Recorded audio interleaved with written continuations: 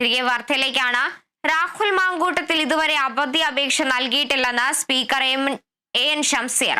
Suspension വിഷയത്തിൽ ഇതുവരെ കത്തൊന്നും കിട്ടിയിട്ടില്ല. കത്ത് കിട്ടിയാൽ വേണ്ടതുപോലെ ചെയ്യുമെന്നും ജനപ്രതിനിധികൾ മാന്യമായി പെരുമാറണമെന്നാണ് ജനം ആഗ്രഹിക്കുന്നതെന്നും സ്പീക്കർ പറഞ്ഞു. അവധി അപേക്ഷ സോഫാർ ഇപ്പോൾ നിയമസഭാ സമ്മേളനം ഇന്നലെയാണ് ഗവൺമെൻറ് ശുപാർശ ചെയ്തത്. ഇന്നിപ്പോൾ ഞങ്ങൾ ഗവർണർക്ക് അയച്ചിട്ടുണ്ട്. സ്വാഭാവികമായും സെപ്റ്റംബർ മാസം 15-ാം തീയതിയാണ് നിയമസഭ സമ്മേളനം ആരംഭിക്കുക. ഇതുവരെ അങ്ങനെ ഒരു അവധി അപേക്ഷ അദ്ദേഹത്തിൻ്റെ ഭാഗത്ത് നിന്ന് വന്നിട്ടില്ല. കാരണം നിയമസഭ ഇന്നലെ തുടങ്ങാൻ ഇന്നലെ ശുപാർശ ചെയ്തിട്ടുള്ളൂ.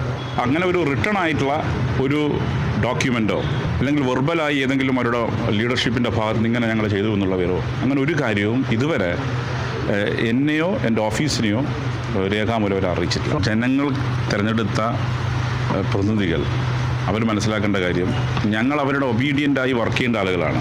അപ്പോൾ ജനം തിരഞ്ഞെടുക്കുന്ന ജനപ്രതിനിധികൾ വളരെ ഒബീഡിയൻ്റായി ജനസേവനം നടത്തേണ്ടവരാണ്.